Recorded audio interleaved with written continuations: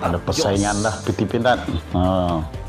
350 triliun untuk tahun 2024. Ini makan belanja banyak guys.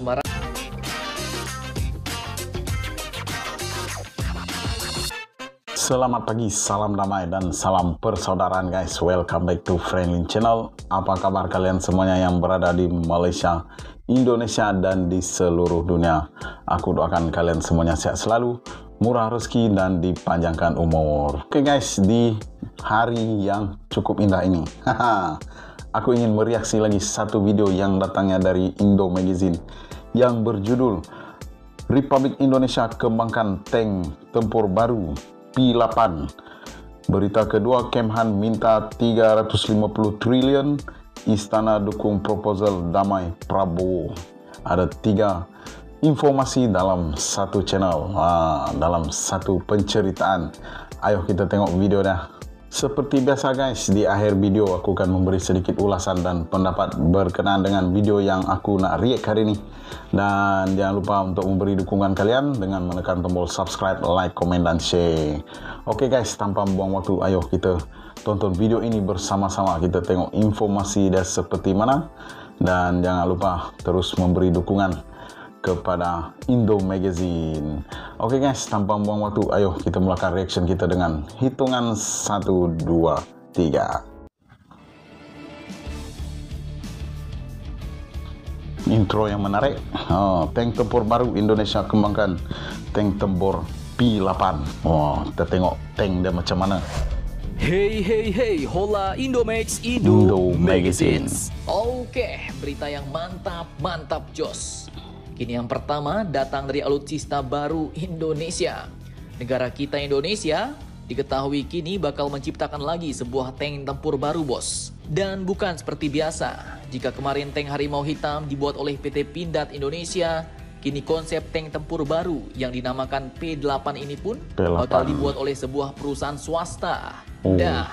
Lantas pertanyaannya, perusahaan manakah itu? Dan bagaimanakah desain konsep dan kekuatannya? Setelah ini kita bahas bosku. Kemudian berita kedua yang tak kalah panas. Kementerian Pertahanan Indonesia kini ternyata benar-benar bakal menggenjot kekuatan pertahanan Indonesia menjadi lebih sangar lagi bos. Namun tak main-main, anggaran pertahanan yang diminta pun ternyata juga lebih besar lagi, yaitu hampir 3 kali lipat mencapai 350 triliun rupiah bos, bukan kaleng-kaleng.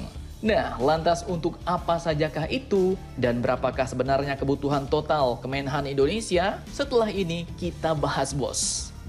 Dan berita terakhir ketiga nanti yang tak kalah panas datang dari pihak Istana Negara Indonesia yang kini ternyata dikabarkan telah mendukung membela proposal damai Pak Prabowo yang kemarin ditolak Ukraina bos. Nah, cukup sangar nih.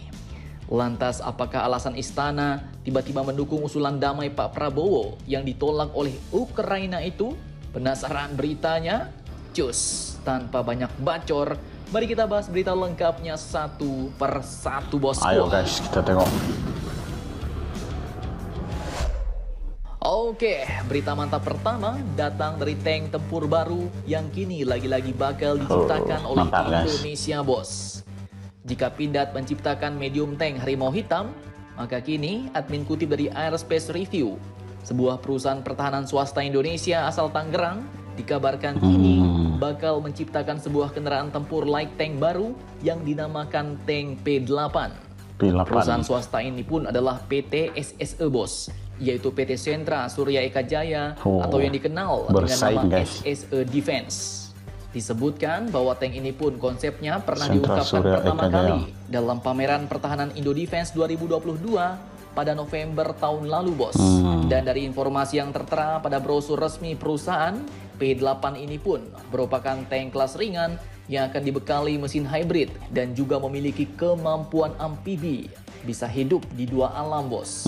Light tank P8 ini pun diawaki oleh 3 kru dan memiliki proteksi ballistic armor protection Stanak 4569 level 2. Bobotnya pun juga cukup ringan bos, yaitu hanya sekitar 7,5 ton, dan tank ini mampu berlari maksimum pada kecepatan 105 km per jam dengan jangkauan operasi sekitar 600 km. Laju, Kemudian untuk guys. persenjataannya, tank ini pun akan dibekali dengan remote cannon gun atau RCG kaliber 30 mm. Dan tank ini pun juga akan mendapatkan perangkat standar berupa zoom CCD die sight 2x FOV thermal imaging night sight. Kemudian juga akan dilengkapi dengan laser rangefinder atau LRF dan juga gunshot detection alias GSD. Kendaraan tempur yang cukup sangar, bos. Dimana jika terwujud dan dibeli oleh TNI, maka P8 ini pun bakal menjadi kendaraan militer roda rantai pertama yang dikembangkan dan diproduksi oleh SSE Defense dari Tangerang ini, bos. Mantap, mantap. Ada persaingan jos. dah pitipindan. Oke, kemudian berita kedua yang tak kalah panas. Admin kutip dari banyak sumber berita berikut, untuk menggenjot kekuatan pertahanan Indonesia, Kementerian Pertahanan pun kini dikabarkan bakal mengajukan lagi anggaran yang bukan kaleng-kaleng jumlahnya, bos, yaitu sebesar 350 triliun untuk tahun 2024. Ini makan belanja Dan banyak hal nih, ini pun guys. tak sembarangan. Disampaikan langsung oleh Wakil Menteri Pertahanan yaitu Bapak Muhammad Herindra usai rapat kerja dengan Komisi 1 DPR RI pada Rabu 7 Juni 2023 kemarin, bos. Nah, menurut Bapak Herindra, hal ini pun dilakukan karena pagu anggaran yang diterima oleh Kemhan masih jauh dari yang diajukan, bos. Ia mengatakan bahwa kita masih ada program pembelian pesawat tempur Rafale dan juga F-15IX yang kini sedang dinegosiasi. Kita ingin membuat pertahanan kita kuat karena negara kita itu besar. Dan untuk menjaga kedaulatan negara, kita harus mempunyai TNI yang kuat, ujar beliau. Betul. Cukup sangar nih, bos. Sepertinya Kemhan kini sedang mengejar target MEF, yaitu Minimum Essential Force, yang akan berakhir pada akhir tahun 2024 ini. Di mana menurut beliau, pagu indikatif anggaran yang diberikan ke Kemenhan pada tahun 2024 ini hanya sebesar 123 triliun rupiah. Sedangkan 40% dari rencana kebutuhan Kemhan sudah mencapai 300 triliun rupiah. Bukan kaleng-kaleng. Artinya, anggaran pertahanan Indonesia masih kurang sangat banyak, bos. Sebab, jika 40% dari rencana kebutuhan Kemhan sudah menelan angka sampai 300 triliun, maka Kemhan pun sebenarnya membutuhkan anggaran senilai 750 triliun rupiah, bos. 750 triliun, guys. Pertanyaannya, apakah Indonesia sanggup untuk mengabulkan permintaan Kemhan ini di tengah-tengah pembangunan besar-besaran negara seperti misalnya IKN Nusantara dan juga krisis dunia yang sedang bergejolak? Mari kita nantikan saja berita terbarunya, bosku. Tidak mustahil, sumber alam Indonesia banyak. Oke, kemudian berita ketiga yang tak kalah panas. Seperti yang kalian tahu, proposal perdamaian Prabowo kemarin ditolak mentah-mentah oleh Ukraina, bos. Namun disambut baik oleh Raski Rusia. Dan kini, ternyata pihak Istana Negara Indonesia pun akhirnya juga angkat bicara. Admin kutip dari sumber berita berikut, Istana pun kini akhirnya membela Pak Prabowo soal proposal damai Ukraina-Rusia itu, bos.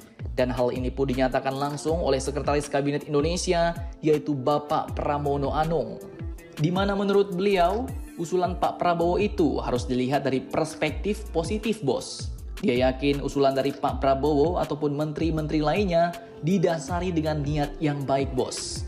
Dan di sini akhirnya pihak istana pun membela pernyataan Menteri Pertahanan Indonesia ini di forum internasional.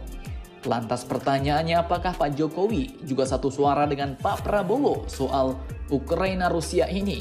Nah, saat dikonfirmasi lebih lanjut soal reaksi Jokowi terhadap Pak Prabowo, beliau pun enggan menyimpulkan apakah Pak Jokowi akan menegur atau malah mengapresiasi Prabowo atas proposal perdamaian itu. Di mana menurutnya hal itu pun nanti akan dibahas saat Pak Jokowi memanggil langsung Pak Prabowo. Dan sampai sejauh ini disebutkanlah bahwa belum ada jadwal pertemuan antara Jokowi dengan Prabowo untuk membahas polemik proposal perdamaian itu. Pasalnya, saat ini Pak Jokowi pun dikabarkan sedang melakukan lawatan ke Singapura dan Malaysia dalam 2 hari ke depan. Nah, mantap jos nih, bos. Jadi bagaimana menurut kalian? Jangan lupa komentar, tetaplah kalian barbar dan jangan santuy terus. Demi Indonesia maju, salam Indomax, Indo make it sense. Mantap guys. Oke guys, itulah tadi video kita yang berjudul Republik Indonesia kembangkan tank tempur baru P8. Kemhan minta 350 triliun dan Istana dukung proposal damai Prabowo dari channel Indo Magazine. Oke guys, untuk berita yang pertama tadi cukup sangar. Indonesia mulai bersaing, dia punya syarikat-syarikat swasta mulai bersaing untuk membina atau menciptakan alutsista baru buat Indonesia serta perekonomian diorang lah. Jadi amat terbaik sebab ada persaingan, nanti mungkin banyak ide ataupun apa alutsista baru, ciptaan yang terbaru memang cukup terbaik dan boleh akan mengembangkan lagi ekonomi Indonesia.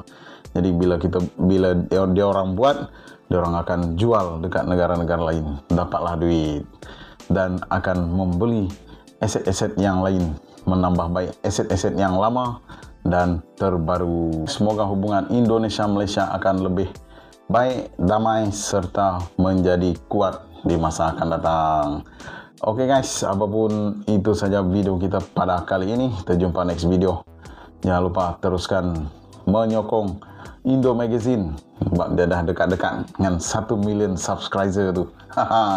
Tahniah buat Indo Magazine kerana selalu berkongsi informasi-informasi tentang Indonesia yang betul dan dari sumber yang dipercayai dan bukannya hoax.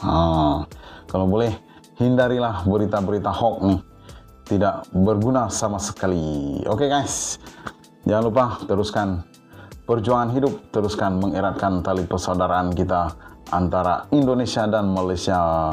Akhir kata, salam damai buat warga Malaysia, Indonesia dan di seluruh dunia. Salam damai, Lansar Tarigas.